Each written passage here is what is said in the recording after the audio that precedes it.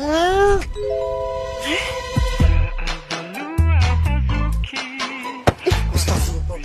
sikit orang nak lalu tahu tak? Bukan saya yang langgar awak, awak yang langgar saya, saudari. Astagfirullahalazim. Abang! Bang! Ramalan cuaca 2-3 hari ni tak bagus. Dan kita pula lagi 3 hari lagi nak raya. Ya, nak raya. Jadi sebab itulah boleh saya tumpang makcik. Saya pun.